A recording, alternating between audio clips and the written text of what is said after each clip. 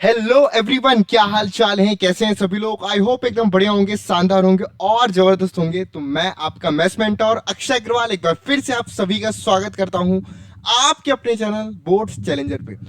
तो बच्चों, आज हम क्लास 11th मैथ का पहला लेक्चर शुरू करने जा रहे हैं जिसका नाम है सेट। ठीक है। और इस चैप्टर के अंदर हम आपका बहुत बेसिक बेसिक डेफिनेशंस, जो कि आपका सेट क्या होता है, उसका रिप्रेजेंटेशन क्या होता है, टाइप्स ऑफ सेट क्या होता है, फिर operation on set, subset, power set, इन सब चीज़ों के बारे में स्टडी करते हैं। तो काफ़ी ज़्यादा इंटरेस्टिंग चैप्टर ये होता है और इसका इस्तेमाल आपको आगे पर थ्रू आउट क्लास 11th होने वाला है। साथ ही साथ क्लास 12th में भी आपको यहाँ पर इस्तेमाल होगा। और इस लेक्चर्स की खास बात है कि ये भी जो भी लेक्चर इस चैनल पर आएंगे वो केवल और केवल ऐसा नहीं है कि आपको 11th क्लास के स्कूल एग्जाम के लिए हेल्पफुल हो। उसमें आपको विश लेवल का कंटेंट मिलेगा जो कि आपके जेई मेंस, एनडीए और बोर्ड्स तीनों को ही कवर कर सके, ताकि आपको हर एग्जाम की तैयारी के लिए अलग अलग लेक्चर्स को गो थ्रू ना होना पड़े। आप एक लेक्चर को देख करके आप पूरी प्रिपरेशन कर सको और आप भी थोड़ा सा कंफ्यूजन फ्री रहो कि आप एक लेक्चर को देखो, फॉलो करो, क्वेश्चन प्रैक्टिस करो, देन आपको भी कॉन्फिडेंस आए कि हाँ, हमने कुछ किया है आज, कुछ पढ़ा है आज। ठीक है। तो आज हम ये वीडियो शुरू करेंगे। उससे पहले आप लोगों को कुछ बातें बता देता हूँ कि मे भी ऐसा हो सकता है कि अचानक से लाइट चली जाए तो मुझे वीडियो को पॉज करके वापस से स्टार्ट करना पड़े, क्योंकि थोड़ा सा लाइटिंग इशू है और मतलब इलेक्ट्रिसिटी कट बहुत ज़्यादा हो रहा है। इलेक्ट्रिसिटी के कट होने पर अचानक से पावर बैकअप नहीं है तो वो बंद हो जाता है। ठीक है। तो मे भी अगर ऐसा आपको लगे कि अचानक से कुछ कट हुआ तो समझ जाना बिजली चली गई थी। ठीक है। बिजली गिरी, बिजली गिरी। चलो फिर सभी लोग रेडी हैं, स्टार्ट करें? पक्का है ना? तो बस आप लोगों को इतना करना है कि आपको पूरे लेक्चर को देखना है और जो भी चीज़ें मैं पढ़ा रहा हूँ उसको ढंग से अच्छे से सुनो बस बैठ करके। और साथ ही साथ जो भी इंपॉर्टेंट चीज़ें हैं उसके नोट्स भी बनाते चलो। मैं आपको आज टेलीग्राम चैनल का लिंक भी दे दूंगा। ठीक है। और जिससे कि आप जा करके उधर पे ये जो नोट्स है ना, क्लास की स्लाइड्स, वहां पर आपको वो क्लास की स्लाइड्स मिल जाएंगी, तो उधर से आप उसको डाउनलोड कर सकते हो। तो टेलीग्राम चैनल का लिंक मैं आज आपको दे दूंगा, जो कि आपको डिस्क्रिप्शन बॉक्स में और कमेंट सेक्शन में एक पिन कमेंट होगा जहां पर टेलीग्राम चैनल का लिंक मेंशन होगा।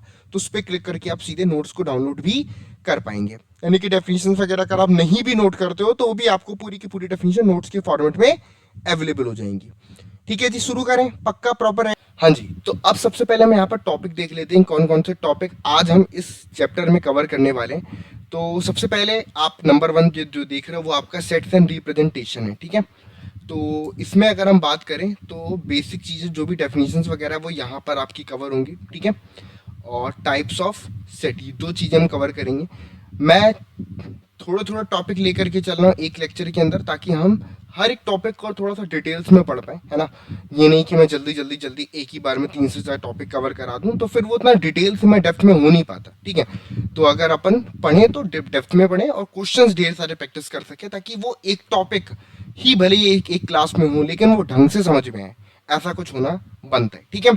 चलिए तो शुरू करते हैं। सबसे पहले बात करते हैं सेट के बारे में। तो सेट होता क्या है, तो मैं आपको पहले कुछ बेसिक ऐसी चीज़ों से, रियल लाइफ एग्जांपल से इसको समझाने की कोशिश करूंगा। कि पहली पिक्चर जो आप देख पा रहे हो, इसमें आपको क्या दिख रहा है कि ये सारी के सारे कलेक्शन ऑफ मोटर बाइक्स हैं। ठीक है। सारे के सारे किसके कलेक्शन है? मोटर बाइक्स के। तो आपके कौन कौन से फेवरेट है? मेरी तो भाई रॉयल एनफील्ड ही है। ठीक है। बाकी आपका जो फेवरेट हो आप बता देना मुझे। नीचे पर आते हैं। ओ माय गॉड, कितनी सुंदर सुंदर कार्स हैं। तो नीचे पर जो कलेक्शन आप देख पा रहे हो ये कलेक्शन ऑफ कार्स है। ठीक है। इसी तरह अगर आप यहाँ पर एक कलेक्शन देखोगे तो ये कलेक्शन ऑफ बारबी डॉल्स है। अगर आप तीनों ऑब्जेक्ट को अगर आप ध्यान से देखोगे तो यहाँ पर आपको क्या दिख रहा है कि पहले कलेक्शन में केवल और केवल बाइक्स को इंक्लूड किया है, तो मैं इसको कलेक्शन ऑफ बाइक बुला रहा हूँ। दूसरे में जब मैंने केवल और केवल कार्स को इंक्लूड किया है तो मैं केवल और केवल उनको कार्स का कलेक्शन बुला रहा हूँ। और तीसरे में डॉल्स को इंक्लूड किया तो ऑब्वियसली मैं dolls collection of Barbie dolls बुला रहा हूँ। यानी कि जिस चीज के कलेक्शन मैं कर रहा हूँ उस ग्रुप ऑफ मेंबर्स में केवल और केवल अगर आप देखोगे तो वही मेंबर्स हैं जो एक पर्टिकुलर वेल डिफाइंड है। मतलब कि बाइक्स का कलेक्शन, मतलब कि कार्स का कलेक्शन, मतलब कि डॉल्स का कलेक्शन। ऐसा तो है नहीं कि कार्स के कलेक्शन में बाइक घुसी हुई है या बाइक्स के कलेक्शन में कार है, ऐसा नहीं है। मतलब जहां कार है वहां सिर्फ कार है, जहां बाइक है वहां सिर्फ बाइक है, जहां पर बारबी डॉल है वहां सिर्फ बारबी डॉल है। तो एक्चुअल में अगर मैं बात करूं तो set is nothing it's a collection of object, but कैसे कलेक्शन ऑफ ऑब्जेक्ट, जो कि वेल डिफाइंड है। कैसे कलेक्शन ऑफ ऑब्जेक्ट जो कि आपके वेल डिफाइंड है, मतलब एक पर्टिकुलर डेफिनेशन को, एक पर्टिकुलर रूल को फॉलो करने वाले जितने भी एलिमेंट हैं, उन सभी एलिमेंट्स का कलेक्शन क्या है आपका, उन सभी एलिमेंट्स का कलेक्शन आपका सेट है। ठीक है, मतलब कि अगर मैम ने आपसे बोला कि collection of first 5 prime numbers, ठीक है, अगर मैं आपसे बोलूं कि collection of first 5 prime numbers, तो आप क्या लिखोगे, बताओ क्या लिखोगे। आपके लिए, मेरे लिए, इस क्लास को देखने वाले सभी बच्चों के लिए फर्स्ट 5 प्राइम नंबर्स की जब बात की जाएगी तो आप यहां पर क्या लिखोगे, 2 लिखोगे, 3 लिखोगे, 5 लिखोगे, 7 लिखोगे, 11 लिखोगे। सबके लिए सेम हुआ। ऐसा तो है नहीं कि किसी ने सर यहां पर 4 होगा कि नहीं होगा, कोई कंफ्यूजन। अगर कंफ्यूजन है तो मतलब कि तुम्हें पता ही नहीं है कि प्राइम नंबर्स क्या होते हैं। ठीक है, अगर प्राइम नंबर की प्रॉपर डेफिनेशन पता है तो आपको पता है कि 2, 3, 5, 7, 11 यही आपके प्राइम है। तो फर्स्ट 5 प्राइम नंबर्स में यही 5 नंबर्स आपके आएंगे, और तो कोई नहीं आएगा। हाँ, ऑर्डर अलग अलग हो सकता है। हो सकता है कि किसी ने 3 को लिखा, 5 को लिखा, 2 को लिखा, 7 को लिखा, 11 को लिखा, या किसी ने 11 लिखा, फिर 7 लिखा, फिर 5 लिखा, फिर 3 लिखा, फिर 2 लिखा। ऑर्डर में भी डिफरेंट, लेकिन ऑब्जेक्ट्स आर सेम। क्योंकि जो डेफिनेशन मैंने बोली कि कलेक्शन ऑफ, किनका कलेक्शन, डेफिनेशन क्या है, फर्स्ट 5 प्राइम नंबर्स, तो जो भी फर्स्ट 5 प्राइम नंबर्स है उन्हीं की कलेक्शन होगा। तो इसमें किसी को कोई कंफ्यूजन नहीं होगा कि किनको कलेक्ट करना है, प्राइम नंबर्स को। क्लियर हुआ। तो वेल डिफाइंड का मतलब ये होता है कि वेल डिफाइंड का मतलब कि जिस डेफिनेशन या रूल के बेसिस पर हम ऑब्जेक्ट को किसी ग्रुप में इकट्ठा कर रहे हैं, है ना, तो वो वेल डिफाइंड है। और अगर हमारे पास ऐसा कोई रूल नहीं है जिसके बेसिस पर हम कलेक्शन कर रहे हैं, या जिसके बेसिस पर हम क्लियरली बोल सके कि कौन मेंबर होगा या कौन नहीं, ऐसा कोई रूल नहीं है, तो हम क्या बोलेंगे, that collection is not well defined. वो कलेक्शन आपका वेल डिफाइंड कलेक्शन नहीं है। तो सिंपल सी बात है कि अगर प्रॉपर ऑब्जेक्ट हैं जिनको हम बोल सकते हैं कि भैया हाँ ये इस रूल को फॉलो करते हैं तो कलेक्शन में आएंगे, नहीं करते हैं तो नहीं आएंगे। ठीक है, तो ऐसा कलेक्शन वेल डिफाइंड ऑब्जेक्ट का होता है। एग्जाम्पल्स कुछ बात करेंगे, तो थोड़ी सी हिस्ट्री जान लेते हैं कि भाई जो सेट थ्योरी है, इसकी जो डेवलपमेंट है, उसका जो क्रेडिट जाता है वो जर्मन मैथमेटिशियन जॉर्ज कैंटर साहब को जाता है। और सेट थ्योरी के फील्ड में उन्होंने बहुत सारी इंपॉर्टेंट टर्म्स और थ्योरम्स पब्लिश करी। आगे पर अगर आप देखोगे तो आफ्टर ग्रेजुएशन, पोस्ट ग्रेजुएशन, आपको इनके ढेर सारे काम को स्टडी करने का मौका मिलेगा।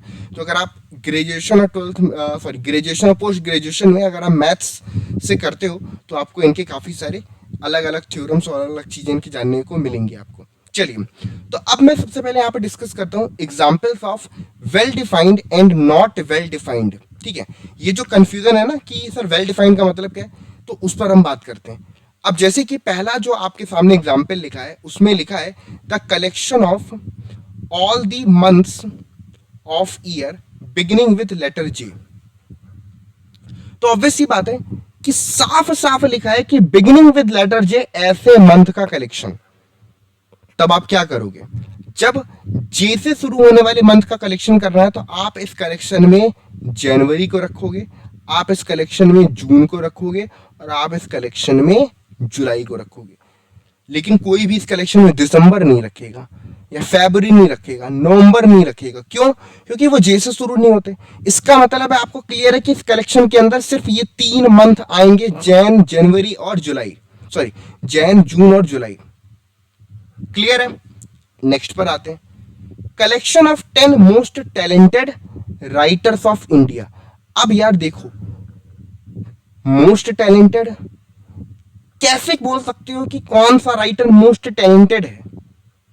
क्या कोई ऐसा पैरामीटर है जिसके बेसिस पर हम बोलेंगे कि भैया ये राइटर मोस्ट टैलेंटेड है या ये राइटर मोस्ट टैलेंटेड नहीं है? भैया मैं तो मैथ्स पढ़ता हूं, मैथ्स पढ़ाता हूं, तो मैं कहूंगा कि आर.डी. शर्मा साहब मोस्ट टैलेंटेड राइटर हैं, क्योंकि भाई मैंने उनकी बुक्स पढ़ी हैं, तो मेरे अकॉर्डिंग वो मोस्ट टैलेंटेड हुए, है ना। तो मतलब आपके अकॉर्डिंग भी आपने अगर कोई कॉमिक बुक पढ़ी है तो आप बोलोगे क्या कॉमिक लिखी है, जैसे अवेंजर्स है, तो एवेंजर्स एक्चुअल में कॉमिक्स बुक ही थी, है ना। बाद में उसकी मूवीज बनी है आपके, आयरन मैन, है ना, ये सब तो मूवीज बाद में बनी है ना, वरना पहले तो वो एवेंजर्स जो भी है वो सारे के सारे एक कॉमिक बुक थी, ठीक है। तो आप कहोगे भाई क्या स्टोरी लिखी है, क्या शानदार काम है, मोस्ट टैलेंटेड है भाई ये तो मोस्ट टैलेंटेड की डेफिनेशन हर एक के लिए अलग अलग है। अगर कोई डेफिनेशन सबके लिए अलग अलग है तो एक्चुअल में वेल डिफाइंड ही नहीं है। अगर कोई डेफिनेशन सबके लिए डिफरेंट डिफरेंट है, या अगर कोई कलेक्शन सबके लिए डिफरेंट डिफरेंट है, वो वेल डिफाइंड नहीं है, तो ये कलेक्शन आपका वेल डिफाइंड कलेक्शन नहीं होगा। तीसरे पर आते हैं, a team of 11 best cricket batsman of the world. अब भैया पूरे विश्व के बेस्ट बैट्समैन का कलेक्शन आप बोल रहे हो, तो भैया बेस्ट की डेफिनेशन सबके लिए अलग अलग है। मेरे लिए महेंद्र सिंह धोनी है, लेकिन किसी के लिए महेंद्र सिंह धोनी बेस्ट बैट्समैन नहीं है। मेरे लिए है, आपके लिए नहीं है। तो अपने आप जहां पर विचारधारा में, जहां पर थॉट प्रोसेस में एक कॉन्ट्रडिक्शन आने लग जाए, मतलब हम बोलेंगे कि कंफ्यूज है कि अब इनको रखें कि नहीं रखें, तो वो कलेक्शन वेल डिफाइंड नहीं होगा। इसलिए a team of 11 best cricket batsman is not well defined. तो जहां पर भी बेस्ट, मोस्ट टैलेंटेड ऐसा वर्ड आ जाए, समझ लेना वो वेल डिफाइंड नहीं है। Collection of all boys in your class. अब मैं तुमसे बोलूं कि तुम्हारी क्लास में, हाँ जी तुम्हारी क्लास में जितने भी बॉयज हैं उनका कलेक्शन, तो ऑब्वियस सी बात है वो एक यूनिक कलेक्शन मिलेगा। क्लियर है, तो ये एक वेल डिफाइंड कलेक्शन है, तो ये एक सेट होगा। इसी तरीके से collection of all natural number less than 100 से छोटे सभी नेचुरल नंबर का कलेक्शन, मेरे लिए, आपके लिए, सबके लिए वो सेम ही होंगे। तो अगर मैं कलेक्शन करने को बोलूंगा तो 1, फिर 2, फिर 3, फिर 4, फिर 5 डॉट डॉट डॉट 100 तक के एलिमेंट्स आप लिख दोगे, तो ये भी एक आपका सेट है। A collection of novels written by Munshi Premchand. अब तो ये तो क्लियर है कि भैया मुंशी प्रेमचंद्र जी ने जो जो नॉवेल्स लिखी हैं उनका कलेक्शन करना है, तो उनकी नॉवेल्स का कलेक्शन कर लो, खत्म हो गया, ठीक है। Collection of all even integers, तो जो जो इवन इंटीजर्स है उनका अगर आप कलेक्शन कर लो तो वो आपका एक सेट है। तो ऑब्वियस सी बात है कि इनमें कोई कंफ्यूजन नहीं है। इवन इंटीजर्स बोला है तो आप इवन ही कलेक्ट करोगे, ऑड नहीं करोगे। इंटीजर्स बोला है तो इंटीजर्स ही कलेक्ट करोगे, कोई रैशनल नंबर कलेक्ट नहीं करोगे, ठीक है। तो ये सिंपल है। और एग्जांपल ले सकते हैं, collection of question in this chapter. अब मान लो अगर मैं आपसे बोलूं कि एक पर्टिकुलर बुक है एनसीईआरटी, ठीक है, तो इस बुक के अंदर जितने भी क्वेश्चन है उनका कलेक्शन, तो वो भी एक वेल डिफाइंड सेट है। Collection of most dangerous animals in the world. तो अब अगेन मोस्ट डेंजरस का मतलब क्या है भाई? अभी एक पिटबुल का एक्सीडेंट हुआ था कि भैया एक पिटबुल ने अपने ही ओनर को मार दिया, तो लोग कहेंगे भाई pitbull is the most dangerous animal. कोई बोलेगा टाइगर है, कोई बोलेगा लॉयन है, कोई बोलेगा नहीं भाई मेरे यहाँ भी पिटबुल है लेकिन वो तो बहुत अच्छा है, वो तो बहुत ध्यान रखता है सबका, बहुत फ्रेंडली है, तो उसके लिए मोस्ट डेंजरस नहीं है। तो इसका मतलब क्या हुआ कि डेंजरस की डेफिनेशन भी सबके लिए अलग अलग है। तो जहां जहां पर मैंने ये टिक लगाया ये सेट के एग्जांपल्स हैं, और जहां जहां पर एक क्रॉस है वो कोई भी आपके सेट के एग्जांपल्स नहीं है। तो सेट हम उन्हीं को बोलते हैं जो वेल डिफाइंड कलेक्शन होते हैं। तो सिंपल सी बात है कि जब भी हम कलेक्शन करेंगे तो वेल डिफाइंड ऑब्जेक्ट का अगर वो कलेक्शन है तो उसको हम सेट बुलाएंगे। आई बात यहां तक समझ में? किसी के मन में कोई डाउट हो तो बता सकता है। पक्का क्लियर है? बीच बीच मुझे चेक करना पड़ता है कि ब्लर तो नहीं हो रहा है क्योंकि कैमरे का फोकस जैसे जैसे मूव करता हूँ ना, कैमरे का फोकस कई बार बिगड़ जाता है। तो आए बात समझ में? आता कोई दिक्कत है? ठीक है, तो ये कुछ एग्जाम्पल्स जो अभी मैंने आपको दिए, इन एग्जाम्पल्स को थोड़ा सा ध्यान से फिर से रीड करो, ठीक है। और मेरी बात को समझना कि वेल डिफाइंड का मतलब है जहां पर ऑब्जेक्ट को इंक्लूड या एक्सक्लूड करने के लिए कोई कंफ्यूजन नहीं है, ये ऑब्जेक्ट इसमें होगा कि नहीं। सिंपल सी बात है कि अगर वो उस रूल को फॉलो कर रहा है तो सेट के अंदर होगा, और रूल को फॉलो नहीं कर रहा है तो सेट के अंदर नहीं होगा। एकदम क्लियर हो गया? किसी के मन में कोई डाउट, कोई संदेह किसी भी प्रकार का? क्लियर हो गया? चलिए आगे बढ़ जाते हैं। अब कुछ बेसिक चीजें जो कि सेट के लिए बड़ा इंपॉर्टेंट है। सबसे पहले कि भाई जो भी, जैसे कि हम लोग क्लास 10th में पढ़ के आते थे नेचुरल नंबर्स, रियल नंबर्स, तो एक्चुअल में ये सारे कलेक्शन ऑफ, यानी कि ये सारे के सारे सेट हैं, ठीक है। यानी कि set of all natural numbers को बच्चों हम कैपिटल एन से डिनोट करते हैं। सेट ऑफ ऑल इंटीजर्स जब भी बात की जाएगी तो उसको हम कैपिटल जेड से डिनोट करते हैं। कहीं कहीं पर इनको हम कैपिटल आई से भी डिनोट करते हैं। Set of all rational numbers को हम क्यू से डिनोट करते हैं। Set of all real numbers को हम आर से डिनोट करते हैं। Set of all positive integers को हम जेड प्लस से डिनोट करते हैं। Set of all positive rational numbers को हम क्यू प्लस से डिनोट करते हैं। और set of all positive real numbers को हम आर प्लस से डिनोट करते हैं। बेसिकली इसी तरह अगर मैं सी से बात करूं तो set of all complex number, ये जो होता है ये set of all complex number के सेट को डिनोट करता है। आगे पर आप देखोगे क्यू के ऊपर अगर मैं से कॉम्प्लीमेंट लगा दूं तो ये सेट ऑफ इरेशनल नंबर्स को डिनोट करता है, यानी कि जितने भी इरेशनल नंबर्स का कलेक्शन है उनके कलेक्शन को। तो ये कुछ स्टैंडर्ड एग्जांपल्स हैं सेट के जो कि हम मैथमेटिक्स में हर जगह यूज करने वाले हैं। अगर नेचुरल नंबर के सेट की बात करेंगे तो उनको कैपिटल एन से डिनोट करेंगे, 1 2 3 4, और क्या होते हैं नेचुरल नंबर सबको पता है। तो ये थोड़े से हमारे कुछ स्टैंडर्ड नोटेशंस के एग्जांपल्स हैं। यहाँ तक सबको क्लियर हो गया है? एकदम क्लियर। तो अगर कभी भी कैपिटल एन देखो तो समझ जाना नेचुरल नंबर्स के कलेक्शन की बात कर रहा है। एकदम क्लियर है? ठीक है, पक्की बात, कोई डाउट यहाँ पर? हाँ जी, चलो आगे बढ़ते हैं। तो अब जो नेक्स्ट यहाँ पर है आपका वो इम्पॉर्टेंट कुछ पॉइंट्स हैं। देखो अगर आप ध्यान से देखेंगे कि जो सेट का रिप्रेजेंटेशन है ना, वहाँ पर हम आपका जो ऑब्जेक्ट्स, एलिमेंट्स एंड मेंबर्स हैं, ठीक है, सेट के अंदर जो भी आपके ऑब्जेक्ट हैं, जिसको हम ऑब्जेक्ट भी बोलते हैं, मेंबर्स भी बोलते हैं, एलिमेंट्स भी बोलते हैं, इन सब का मीनिंग सेम है या अलग अलग नहीं है, ठीक है। सेट्स को यूजुअली हम आपका capital letters A B C के मतलब कैपिटल लेटर से डिनोट करते हैं। और अगर कैपिटल लेटर सेट को डिनोट कर रहे हैं तो सेट के एलिमेंट को यूजुअली अगर हम बात करें तो स्मॉल लेटर से डिनोट किया जाता है। लेकिन ऐसा कोई ज़रूरी नहीं है कि सेट के मेंबर्स अल्फ़ाबेटी हो, तो सेट के मेंबर्स आपके नंबर्स भी हो सकते हैं। तो ये नहीं है कि भाई हमेशा स्मॉल लेटर से ही डिनोट किया जाएगा। लेकिन हाँ, यूजुअली अगर बात करें तो कैपिटल लेटर से अगर डिनोट किया जाता है तो सेट किस नाम से, यानी सेट का नाम क्या है, set A, set B, set C, तो उसको हम इस तरीके से डिनोट करते हैं। आगे पर बात करें रिप्रेजेंटेशन ऑफ सेट की बात करते हैं तो सेट का रिप्रेजेंटेशन बच्चों दो टाइप से किया जा सकता है। एक है आपका रोस्टर फॉर्म यानी कि टेबुलर फॉर्म, और दूसरा है आपका सेट बिल्डर फॉर्म। तो दोनों कैसे आपको अप्रोच करना है, रोस्टर फॉर्म कैसे लिखना होता है, सेट बिल्डर फॉर्म क्या करना होता है, दोनों चीजों को एक बार समझ लेते हैं, ठीक है। तो सबसे पहले रिप्रेजेंटेशन ऑफ सेट में यहां पर जो आप अपने सामने एग्जांपल देख पा रहे हैं, जहां पर एलिमेंट्स आपके लिस्ट फॉर्म पर गिवन है, ठीक है, जैसे कि आप देख पा रहे हैं the set of all natural number which divide 42, ऐसे नेचुरल नंबर का कलेक्शन जो 42 को डिवाइड करते हैं, ठीक है। नेचुरल नंबर 42 को डिवाइड करने वाले तो 1 लिखोगे, 2 लिखोगे, 3 लिखोगे, 6 लिखोगे, 7 लिखोगे, 14, 21, 42। तो जब हम एलिमेंट्स को इस तरीके से ब्रैकेट बना करके अंदर पे लिस्ट के फॉर्म पर लिखते हैं तो इसको हम आपका रोस्टर फॉर्म बोलते हैं। उसी तरह the set of all vowels in English alphabet, तो वॉवल्स क्या होते हैं, ए ई आई ओ यू, तो अब हमने वॉवल्स को कॉमा लगा लगा करके लिस्ट फॉर्म पर लिख दिया तो उसको हम रोस्टर फॉर्म बोलेंगे। The set of all odd natural numbers, तो अगर हम ऑड नेचुरल नंबर्स की बात करें तो 1 हो गया, 3 हो गया, 5। अब यहां पर आप देखोगे केवल 1 3 5 के बाद ये 3 डॉट लगा दिया है। तो ये जो 3 डॉट लगाया जाता है ये रिप्रेजेंट करता है कि इस सेट के अंदर इनफाइनाइट नंबर ऑफ मेंबर्स हैं, इस सेट के अंदर इनफाइनाइट मेंबर्स हैं। अब हम इनफाइनाइट मेंबर्स हैं मतलब कि इतने सारे हैं कि हम भैया उनको काउंट भी नहीं कर सकते। तो इसका मतलब लिखने जाएंगे तो फिर आने वाले 2-3 साल तो हम लिखते ही रहेंगे और उसके बाद भी लिखते रहेंगे क्योंकि कभी खत्म नहीं होंगे, है ना। तो 1 3 5 के बाद जब सेट बहुत बड़ा है और उसके नंबर्स इनफाइनाइट है यानी कि जो कभी खत्म नहीं होने वाले, तो हम आगे पर 3 डॉट लगा करके क्लोज कर देते हैं, ठीक है। तो उसका मतलब ये होता है कि इनफाइनाइट सेट है आपका।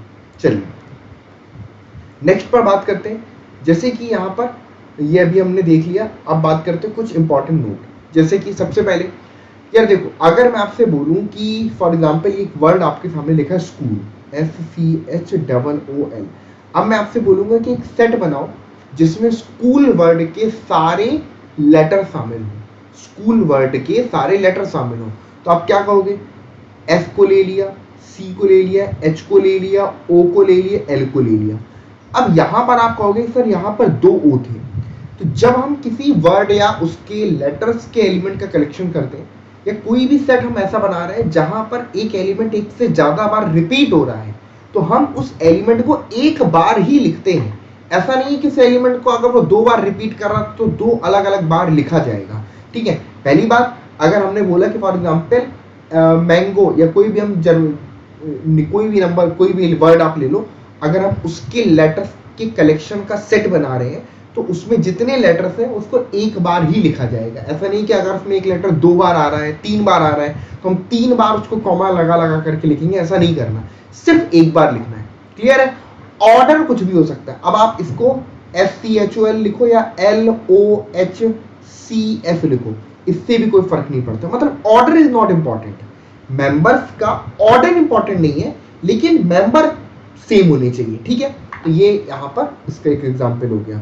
इसके अलावा एक बहुत इंपॉर्टेंट चीज जो मैं बताने जा रहा हूं कि अगर फॉर एग्जांपल मैंने यहां पर एक सेट लिखा कि set A is equal to मान लो 1 2 3 एंड 4, तो आपको पता है कि ये डिनोट कर रहा है सेट का नाम, कि सेट का नाम क्या है, सेट का नाम A है। ठीक है, सेट A 1 2 3 4 क्या रिप्रेजेंट कर रहा है, ये रिप्रेजेंट कर रहा है सेट के मेंबर्स को। तो इसको पढ़ने का और लिखने का भी एक तरीका है कि हम इसको लिख सकते हैं 1, और ये जो सिंबल है, एक सेकेंड, अरे भैया रुको रुको रुको, हमारा पेन, तो इसको हम ऐसे लिख सकते हैं कि 1 जो है वो बिलोंग टू सेट A। इसको हम ऐसे लिख सकते हैं कि 1 बिलोंग टू सेट A। ठीक है, अब आप इतनी बड़ी लैंग्वेज लिखो या एक सिंपल सा इस सिंबल के थ्रू लिख दो, तो ये जो सिंबल यहां पर इस्तेमाल कर रहे हैं इसको हम बुलाते हैं एक तरीके से एप्सिलॉन। इसको हम क्या बुलाते हैं, इसको हम एक तरीके से एप्सिलॉन बुलाते हैं। ठीक है, तो 1 belongs to set A, 1 set A का मेंबर है तो 1 बिलोंग्स टू सेट A। अब मैं पूछ रहा हूं क्या 5 सेट A का मेंबर है, तो बोलोगे नहीं, 5 सेट A का मेंबर नहीं है, तो आप इसको लिखोगे 5 not belongs to set A। ठीक है, तो ये एक सिंपल फॉर्मेट में लिखने का तरीका है कि भैया 1 बिलोंग टू सेट A या 1 not belong to, 5 belong to, 5 not belong to. ठीक है, अब जैसे कि यहां पर जो क्वेश्चन है इसमें सिर्फ और सिर्फ आपको यही बताना है। अगर यहां पर पूछ रहा है कि 5 और आपको एप्रोप्रिएट सिंबल यूज करना है कि बिलोंग करेगा नहीं करेगा। ठीक है, तो यहां पर 5 और fill in the blanks A लिखा है, तो क्या 5 सेट A का मेंबर है, बिल्कुल है, तो हम लिख सकते हैं 5 बिलोंग्स टू सेट A। उसके बाद 8 को अगर तुम लिखोगे तो 8 सेट A का मेंबर नहीं है, तो 8 not belongs to set A। फिर 0 की अगर मैं बात करूं तो 0 आपका not belongs to set A। 4 की मैं बात करूं तो 4 बिलोंग्स टू सेट A। 2 की अगर मैं बात करूं तो 2 आपका also belongs to set A। और अगर 10 की बात करूं तो 10 not belongs to set A। तो यहां पर सिंपल हम क्या देख सकते हैं कि कोई किसी मेंबर सेट के अंदर है तो उसके लिए बिलोंग करेगा, अगर सेट के अंदर नहीं है तो उसमें बिलोंग नहीं करेगा। आई बात क्लियरली समझ में कि क्या मतलब होता है बिलोंग करने का और क्या मतलब होता है बिलोंग नहीं करने का, एकदम क्लियर है। चलिए, कोई गड़बड़ तो नहीं है ना, नॉट बिलोंग सही है, 4 बिलोंग, 2 बिलोंग और 5 बिलोंग, 10 नहीं बिलोंग कर रहा। चलो ठीक है, अब नेक्स्ट जो फॉर्मेट है वो है आपका set builder form. Set builder form usually अगर मैं बोलूं तो थोड़ा सा बहुत सारे बच्चों को डिफिकल्ट लगता है, तो पहले ही आपको बोल रहा हूं कि ध्यान से मेरी बातों को सुनना समझना। एक बार में अगर समझ में आ गया कि भैया सेट बिल्डर फॉर्म कैसे लिखते हैं, क्या करना है, तो बहुत क्लियरली आपको आइडिया लग जाएगा। ठीक है, बहुत क्लियरली आप समझ जाओगे चीजों को, देख लोगे, तो सेट बिल्डर फॉर्म ध्यान से समझना। सेट बिल्डर फॉर्म का मतलब होता है कि जिस रूल के बेसिस पर कलेक्शन किया जा रहा है उस रूल को लिख देना, लेकिन एक स्पेसिफिक पैटर्न में। ठीक है, जैसे कि आप देखोगे यहां पे लिखा है v इज इक्वल टू, एक सेकेंड एक एक करके देखेंगे, हाँ जी, जैसे कि यहां पर लिखा है कि v is equal to x such that, ये जो सिंबल है ध्यान समझिए कि ये जो सिंबल आपका इस्तेमाल हो रहा है इसको हम पढ़ते क्या है बच्चों, इसको हम पढ़ते सच दैट। ठीक है, तो इसको पूरा पढ़ने का तरीका है कि x such that x is a vowel in English alphabet. तो ध्यान से समझिए, आप कहोगे सर x तो वॉवल नहीं है, फिर इसको क्यों बोल रहा है कि x is a vowel in English alphabet. तो देखो बेटा, यहां पर x सेट V का मेंबर नहीं है, यहां पर x रिप्रेजेंट कर रहा है, x रिप्रेजेंट कर रहा है मेंबर्स ऑफ V को, मेंबर्स ऑफ V को। यहां पर x सिर्फ एक रिप्रेजेंटेटर है, मेंबर नहीं है सेट ए का। अब आप वो रिप्रेजेंटेटर वॉवल्स के अलावा कुछ भी ले सकते हो। फॉर एग्जाम्पल, आपको पता है कि वॉवल्स क्या होते हैं, आपको पता है कि वॉवल्स ए होता है, ई होता है, आई होता है, ओ होता है, यू होता है, ये वॉवल्स है। अब आप रिप्रेजेंटेटर ना इनके अलावा कुछ भी ले लो ताकि कंफ्यूजन ना हो। तो ये जो रिप्रेजेंटेटर है ये मतलब कोई भी एलिमेंट हो सकता है, कोई भी अल्फाबेट हो सकता है, ठीक है। लेकिन ध्यान से समझिएगा कि ये हमेशा जो भी आप कलेक्शन कर रहे हो उसका मेंबर नहीं होना चाहिए, अदरवाइज वो कंफ्यूजन क्रिएट कर सकता है, ठीक है। तो x मतलब कि एक रिप्रेजेंटेटर है सच दैट कि x is a vowel in English alphabet. ये आपका यानी कि अगर मैं सेट v की बात करूं तो सेट v आपके पास a e i o u है।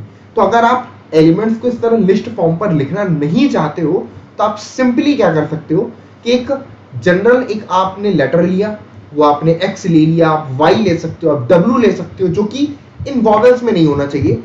आपने लिखा कि फॉर एग्जांपल आप इसको ऐसे भी लिख सकते हो कि w such that w is a vowel in English alphabet.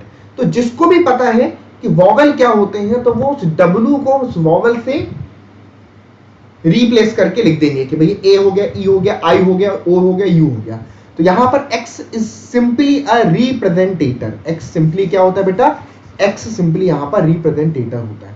और एग्जांपल देखते हैं।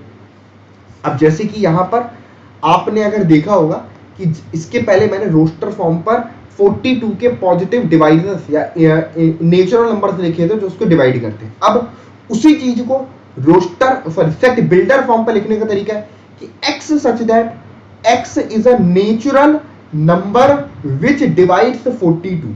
तो हमेशा इस बात को याद रखना कि चाहे आप कलेक्शन नंबर्स का कर रहे हो, चाहे आप कलेक्शन लेटर्स का कर रहे हो, चाहे आप कलेक्शन किसी भी टाइप के ऑब्जेक्ट का कर रहा हो, लेकिन सेट बिल्डर फॉर्म पर जो भी आपका लिखने का तरीका है वहां पर जो रिप्रेजेंटेटर होता है वो हमेशा इंग्लिश का अल्फाबेट है, वो भी शॉर्ट स्मॉल लेटर्स में।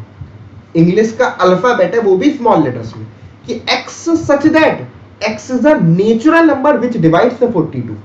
इसी तरीके से यहां पर y such that y is a vowel in English alphabet. अब आप देखो मैंने सेम चीज को पहले यहां पर x के थ्रू लिखा था, अब जरूरी नहीं कि मैं x को x ही लिखूं, यहां पर w यूज कर सकता हूं, y यूज कर सकता हूं, कुछ जो मर्जी जाऊं उसको यूज कर सकता हूं।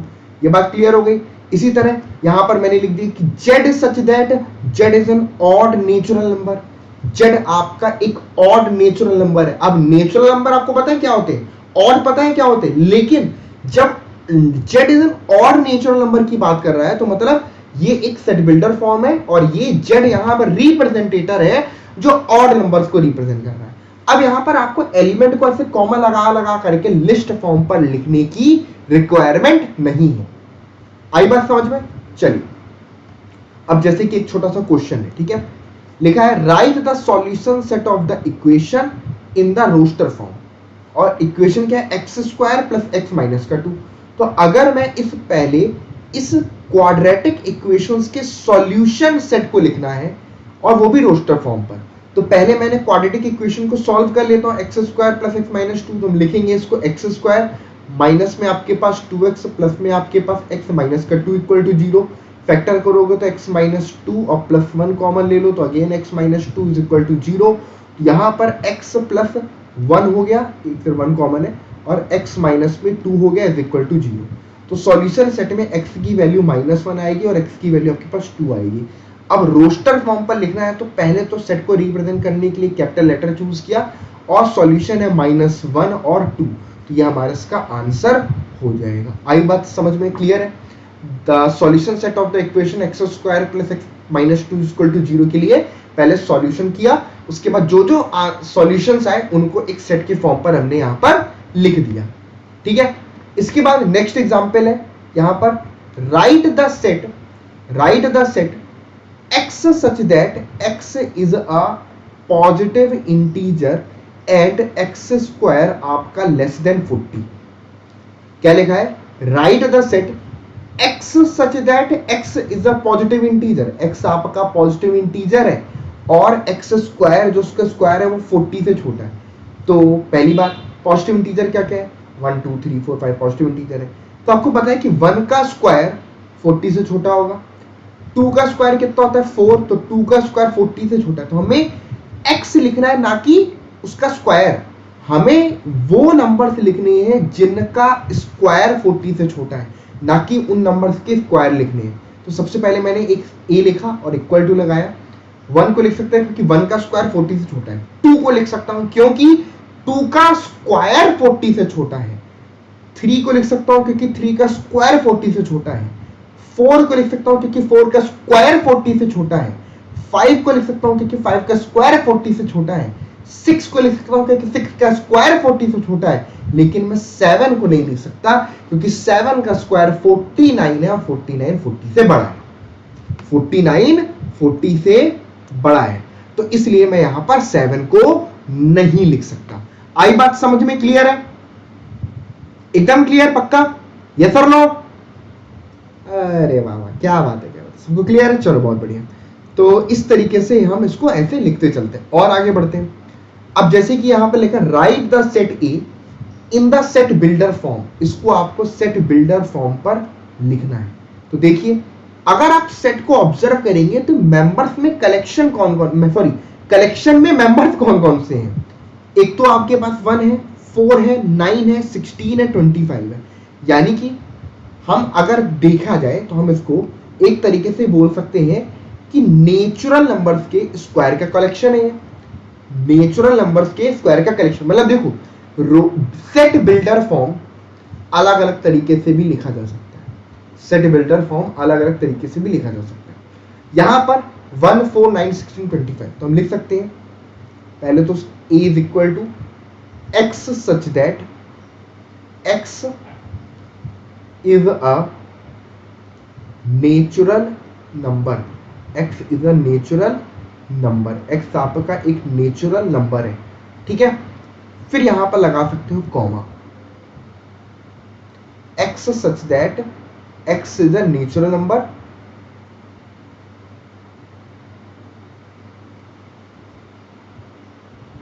और ऐसे भी लिख सकते हो, या इसको और थोड़ा सिंपल में लिख सकता हूं, है ना, मुझे इसका एक सिंपल तरीका और दिख रहा है, x such that x is equal to, क्योंकि सीधे में स्क्वायर लिखना है तो डायरेक्ट हम लिख देते हैं,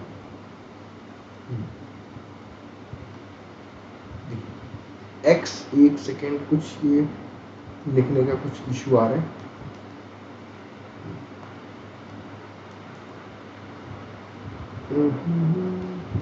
ठीक हो जा भाई कुछ गड़बड़ सरबड़ हो रहा है यहाँ पर।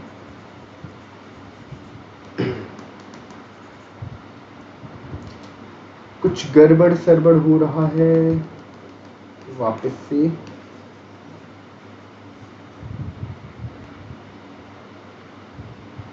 चलो पूरा हटा देता हूँ, पूरा हटाने से भी स्लाइड का हो गया।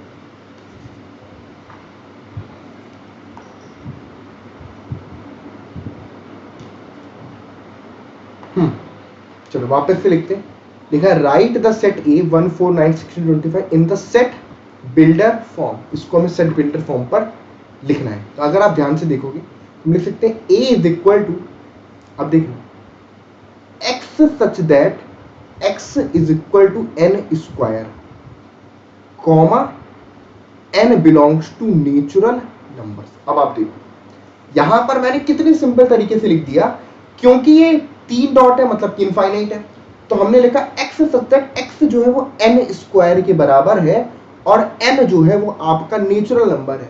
अब आप अलग अलग नेचुरल नंबर लेते जाओगे तो x उस नेचुरल नंबर का स्क्वायर होगा, तो x 1 होगा, 4 होगा, 9 होगा, 16 होगा, 25 होगा, ठीक है। तो ये इसको लिखने का सेट बिल्डर फॉर्म हुआ, ठीक है, सिंपल तरीका हुआ।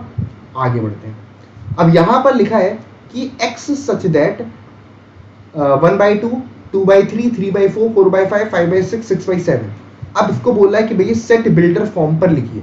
तो जरा ऑब्जर्व करोगे, नीचे वाला नंबर, पहले तो दोनों नेचुरल नंबर थे, नीचे वाला नंबर ऊपर से जस्ट बड़ा है, तो हम इसको लिख सकते हैं, मान लो set a is equal to x such that, या x सच दैट लिखना है तो यहाँ पर हम सच दैट वाला सिंबल लगाएंगे, x such that x is equal to n upon में n प्लस 1, ठीक है। और यहाँ पर लिख सकते हैं n belongs to natural number, n आपका नेचुरल नंबर का मेंबर है। तो अब आप कोई भी नेचुरल नंबर लोगे n, तो x जो बनेगा वो n अपॉन n प्लस 1, तो इस तरीके का पूरा कलेक्शन मिलेगा। लेकिन चूंकि यहाँ पर ये फाइनाइट है, ये फाइनाइट है, तो हम एक चीज यहाँ पर और इंक्लूड करेंगे, ठीक है। क्योंकि n यहाँ पर फाइनाइट, हम लिख सकते हैं कि n जो है वो 1 से बड़ा, बराबर और 6 से छोटा बराबर है, ये चीज और इंक्लूड कर दो। क्योंकि अब 6/7 है, उसके पास 7/8 तो नहीं है ना, या 8/9 तो नहीं है ना, ठीक है। तो यहाँ पर हम लिख क्या रहे हैं कि a such that a is equal to x such that x equal to n upon n plus 1, n आपका नेचुरल नंबर है और n आपका 1 से बड़ा बराबर 6 से छोटा है बराबर है। तो ये पूरे के पूरे मेंबर्स इसके अंदर के आ जाएंगे, ठीक है। क्लियर हो गया। इसी तरीके से अब क्वेश्चन है कि write the following set in the roster form. तो जैसे कि लिखा है a is equal to x such that x is an integer और x -3 से 7 के बीच में आता है। तो यहाँ पर सिंपली इसका रोस्टर फॉर्म आप लिख सकते हो, -3, -2, -1, 0, 1, 2, 3, 4, 5, 6, अच्छा 6 तक ही रखेंगे। 7 से लेस देन है, 7 के बराबर तो नहीं है, यहाँ पर हम केवल 6 तक ही रखेंगे और केवल इंटीजर्स को लिखना था, इंटीजर मैंने लिख दिया, ठीक है। उसी तरीके से यहाँ पर x is a natural number less than 6, तो अब ये आप खुद से लिखना है एक बार, ठीक है। अब आप ये खुद से लिखना है कि अगर मुझे 6 से छोटे नेचुरल नंबर लिखने हैं तो उसका रोस्टर फॉर्म क्या होगा। कमेंट बॉक्स में आंसर लिख के बताना।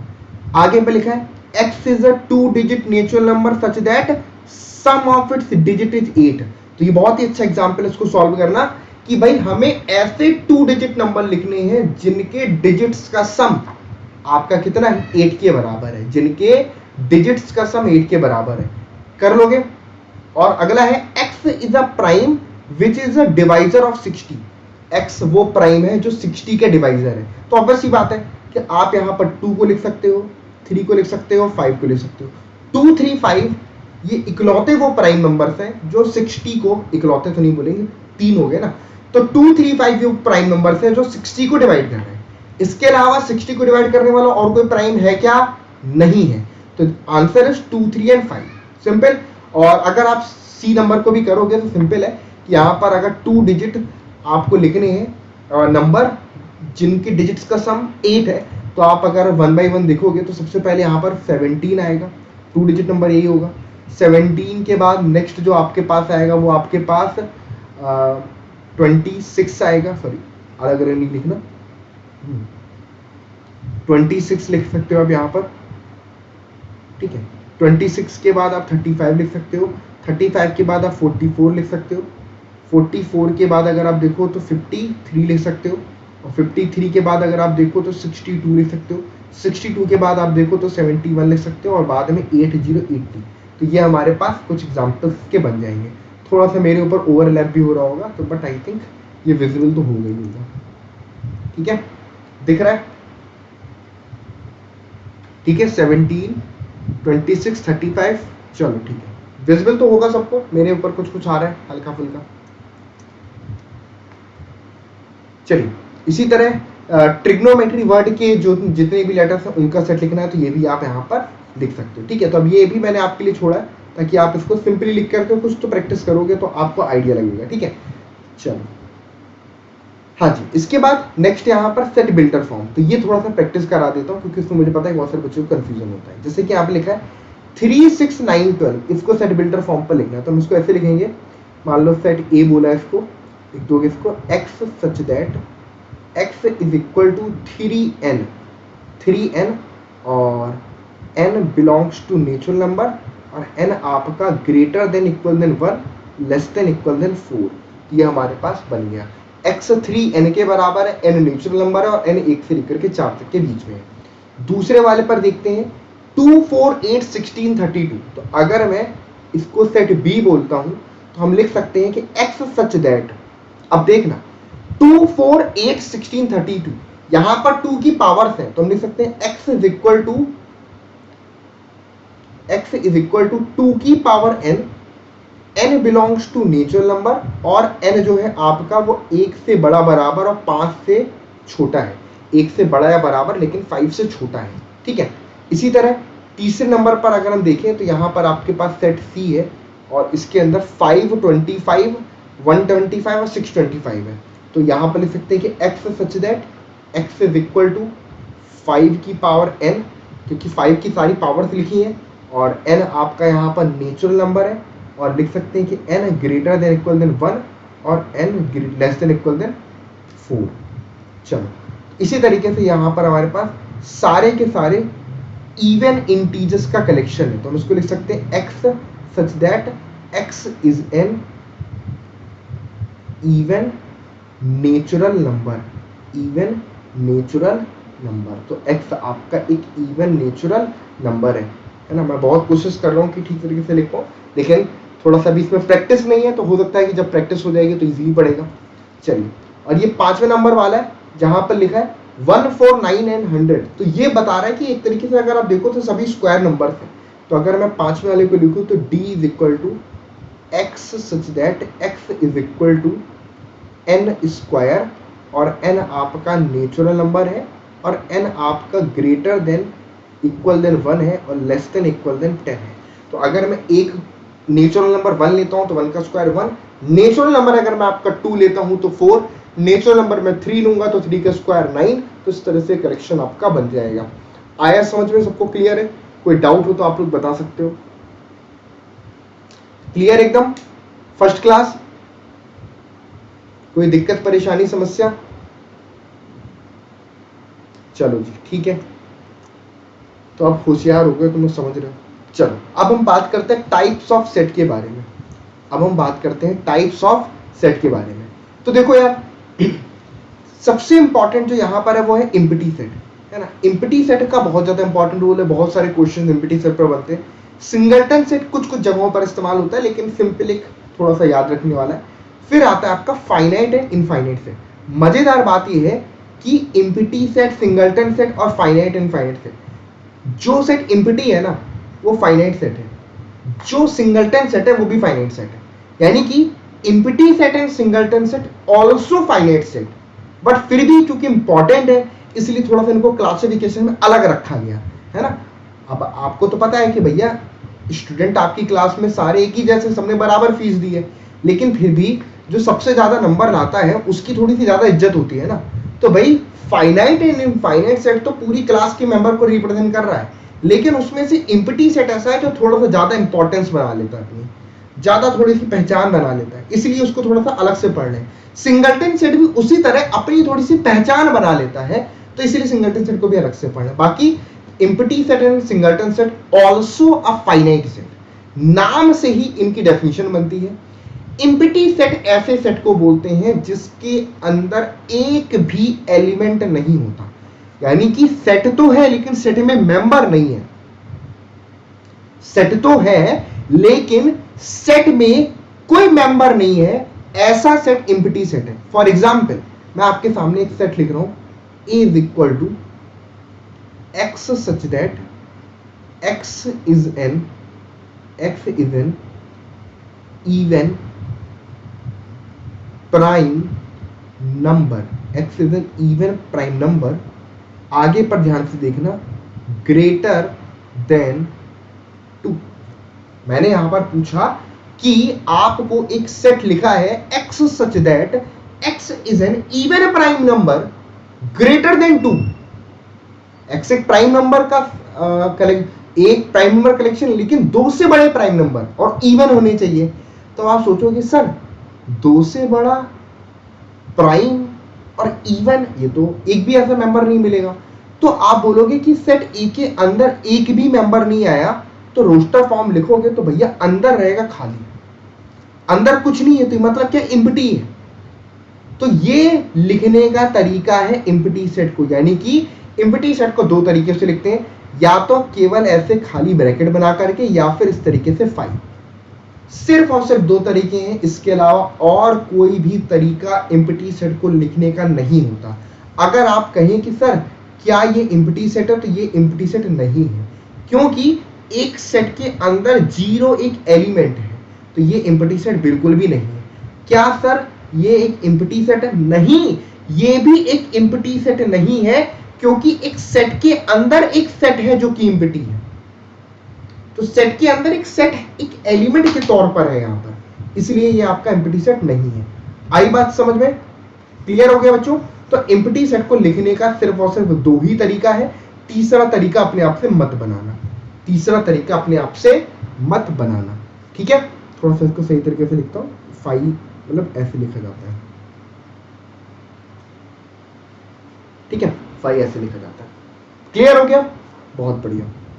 चल एग्जांपल्स देख लो। x is a natural number but greater than 1 and less than 2। एक से बड़ा दो से छोटा नेचुरल नंबर बताओ। तो आपको पता है कि इस सेट के अंदर एक भी मेंबर नहीं आएगा, तो एम्प्टी सेट हुआ। x such that x square minus 2 is equal to 0 and x is a rational number। तो आपको पता है कि जब मैं इसको सॉल्व करूंगा तो मुझे इसके सॉल्यूशन में प्लस माइनस के √2 आएंगे, और ये कोई भी रैशनल नंबर नहीं है। इसका मतलब कि ये भी आपका एक एम्प्टी सेट है, क्योंकि सॉल्यूशन लिखना है लेकिन वो रैशनल हो, बट √2 तो इरैशनल नंबर होता है, 10th क्लास में पढ़ के आए हैं, पहला चैप्टर था, तो ये भी खत्म। x is an even prime greater than 2, अभी मैंने आपको एग्जांपल दिया, तो ये c भी आपका एक एम्प्टी सेट है। आई बात समझ में? ये भी आपका एक एम्प्टी सेट हुआ। इसके बाद सिंगलटन सेट ऐसे सेट को बोलते हैं जिस सेट के अंदर केवल और केवल एक ही मेंबर हो, जिस सेट के अंदर केवल और केवल एक ही मेंबर हो, ऐसे सेट को हम सिंगलटन सेट बोलते हैं, ठीक है? फॉर एग्जांपल मैंने यहां पर एक सेट लिखा a इज इक्वल टू, अंदर लिख दिया 1, तो ये एक सिंगलटन सेट है। अब मैंने मान लो एक सेट b लिखा, इसके अंदर लिख दिया 0, तो ये भी एक सिंगलटन सेट है। मैंने एक सेट लिखा c, इसके अंदर लिख दिया इस तरीके से 5, तो ये भी एक सिंगलटन सेट है। ये मत समझ लेना कि सर ये एम्प्टी, देखो एक सेट उसके अंदर एक एलिमेंट है, एलिमेंट वो भी एक सेट है, भले ही वो एम्प्टी है लेकिन वो भी एक सेट को रिप्रेजेंट कर रहा है, तो ये एक सिंगलटन सेट हो जाता है, ठीक है बच्चों? ये सिंगलटन सेट हम लिख सकते हैं, मतलब जिस सेट के अंदर केवल और केवल ओनली वन मेंबर होगा उसको हम सिंगलटन सेट आपका बुलाते हैं।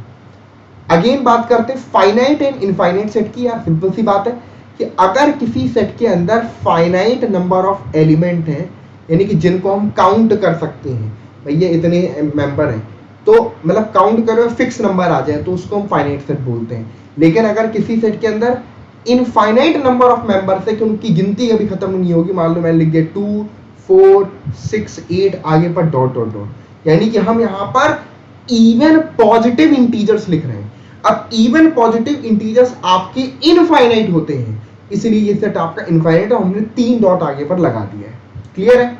चलिए, तो यहां पर क्वेश्चन है, आपको बताना है इनमें से कौन सा सेट फाइनाइट है, कौन सा इनफाइनाइट है। तो अगर यहां पर लिखा है कि x such that x belongs to n and x minus 1 into में x minus 2 बराबर 0, तो ऑब्वियस सी बात है इस सेट के अंदर एक तो 1 आएगा और 2 आएगा, ठीक है? मतलब x minus 1 into x minus 2 equal to 0 को सेटिस्फाई करेगा तो 1 और 2 ही करेगा। उसके बाद x belongs to n, x square equal to 4, तो इस सेट के अंदर अगर आप देखोगे तो केवल और केवल 2 आएगा, क्योंकि 2 का स्क्वायर 4 होता है, और नेचुरल नंबर की बात कर रहे हैं, वरना -2 का स्क्वायर भी 4 हो सकता था, लेकिन -2 नहीं ले सकते क्योंकि वो एक इंटीजर है और हमें केवल नेचुरल नंबर लिखना है। उसके बाद 2x minus 1 equal to 0, तो अगर मैं देखूं यहाँ पर 2x minus 1 equal to 0, तो x की वैल्यू आएगी 1/2, बट हमें चाहिए केवल नेचुरल नंबर, तो नेचुरल नंबर तो हुआ नहीं, 1/2 is not a natural number, तो मतलब कि ये भी आपका एक एम्प्टी सेट है, ठीक है? x belongs to n, x is a prime। अब इसके अंदर अगर तुम देखोगे तो भाई नेचुरल नंबर ऑफ प्राइम तो आपके 2 हो गया, फिर 3, फिर 5, फिर 7, तो ये इनफाइनाइट है, तो प्राइम नंबर्स हमारे इनफाइनाइट होते हैं। इसी तरह आपका ऑड नेचुरल नंबर, तो ऑड नेचुरल नंबर में 1 आएगा, 3 आएगा, 5 आएगा, 7 आएगा, 1 3 5 7 9 आएगा, 11 आएगा, 13 आएगा, 15 आएगा, आगे पर डॉट डॉट डॉट, क्योंकि ये इनफाइनाइट सेट है। क्लियर हो गया? तो हमें पता चल रहा है कौन से फाइनाइट है, कौन से इनफाइनाइट है, जिसमें नंबर ऑफ एलिमेंट लिमिटेड है, फिक्स है कि हमको काउंट कर सकते हैं, वो फाइनाइट सेट है। जिसमें इतने नंबर ऑफ मेंबर जिनको काउंट नहीं कर सकते वो इनफाइनाइट सेट है, ठीक है? आई बात समझ में? तो याद रखिएगा empty set is also finite set. Clear? Singleton set is also finite set. Clear?